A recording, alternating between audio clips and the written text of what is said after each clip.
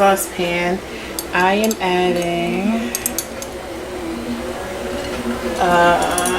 some dry mustard. The heat is banging. Add some dry mustard, and I'm going to just let that toast up a little bit. The reason why I'm doing this is to kind of extract more flavor out of the mustard. Actually, in mustard seeds, I tried toasting those first, then crushing them, and I didn't find there to be a big difference. So there's no need to inconvenience you all to get mustard seeds for this particular recipe if it doesn't make that big of a difference. You can see that there is some color in the mustard here. What I'm going to do is I'm going to just start whisking. Whisking in 1% milk. If you wanted to do low fat half and half, you can. When I used it with this recipe, I just didn't find that it was a dramatic difference in texture or taste. Out with that. So if there are a few lumps, I wouldn't even worry about it. Plus it's not a big deal. So we want to add about a full 2 cups of that milk. And we've got everything all whisked up. We're gonna add some cheese. No, this is not that recipe. This is baked macaroni and cheese, southern style. We're just adding a few additives. We have 2 different types of cheeses. We have 2 ounces of Parmesan cheese rind. This is the rind on the outside of the parm, which is really, really dry, and it doesn't carry as much weight. Then we have the rind of some gorgonzola that's been dried out as well. I'm putting that in there. If you don't have cheese rind, you can get it. Trust me, you can get it in any store. They practically give it away to you, because all they do is throw it in the garbage at the end of the day. If they don't see a need for selling it, they're just going to throw it in the garbage. So we're going to let this come to a boil, and we're going to let it simmer for a couple of minutes. You just want this to come to a boil. Okay, you can see that this is boiling slightly. We don't want it to boil. We kind of want it to just simmer. So whisk it up again. Whatever cheese, like the gorgonzola can be broken down. The parm, rind, not so much. So we just kind of want this to simmer. We have our melted cheese mixture, which is still a little steamy. That's okay. And we have our blender cup. We're gonna put some cottage cheese in, trying to get that consistency. And from here, from our cheese pot, we're gonna put, yes we are, we're putting in the clumps part. Any of that cheese that did not melt down? Yes, this is the parm rind that I'm putting in here. Now we're going to add a little bit, just a little bit of this liquid.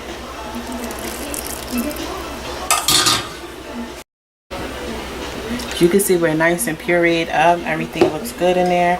We have some egg whites. We're just going to pour those in there. And one more time on the mixer.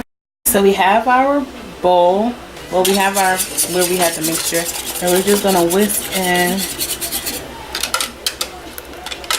all that ooey gooey from the blender. And we're ready to assemble. This is so fly. In our bowl, we already have a 1.5 cups of Vermont sharp cheddar cheese. It's the 2% version. What I just put in here was about definitely 1/2 cup of mozzarella.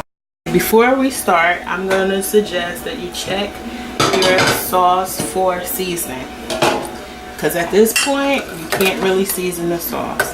The macaroni should be nice and seasoned. We actually cook this in salted water, so I'm going to get a nice 2 tablespoons, 2 spoonfuls of the macaroni. Then over here I have the cheese, and I'm gonna put a couple spoons here. And you wanna pretty much, yeah, let's start with the spoon. You wanna pretty much cover the noodles. They don't have to be super covered, but you definitely want to make sure that they are covered. Then for the sauce, we're doing this like a lasagna. Have the sauce.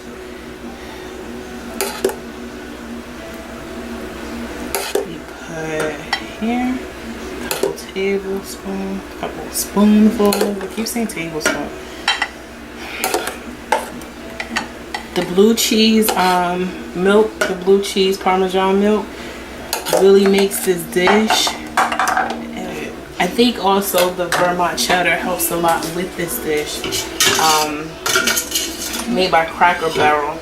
They're good for some cheese. Cracker Barrel, they don't play around when it comes to the cheese.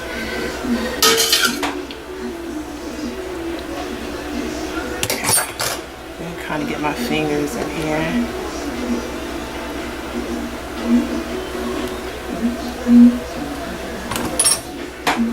This milk alone, this cream alone can do good for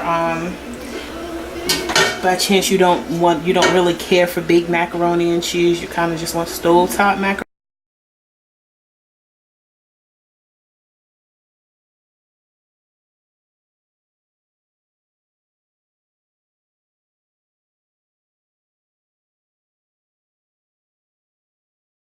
So we have our macaroni and cheese and it's pretty much done. We're going to just take an empty bowl. This is going to be very easy, really quick. We're going to take about a half a cup of Parmesan cheese and we're going to take about a half a cup of whole wheat panko breadcrumbs. Okay, just come in here with your hands. You're just going to mix this up. Perfect. Set this to the side. Bring your casserole dish back. We're going to take our goat cheese and we're only going to take about an ounce, which I already have measured out over here. We're just going to crumble some of that goat cheese on the top. Mozzarella on our cheese, topping it all off. Okay, then we're going to put our almighty breadcrumb parm topping. This is going to give it incredible crunch. And I mean,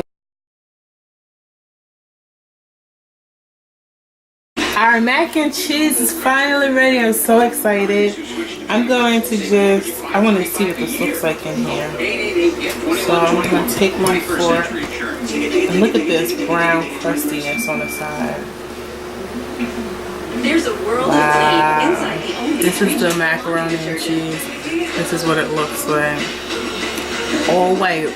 stain fighting, cleaning, and brightening inside pods. Stand out. This is really good. Thank you for watching Soul Food Couture. I hope you make this recipe. Please subscribe and comment. Bye.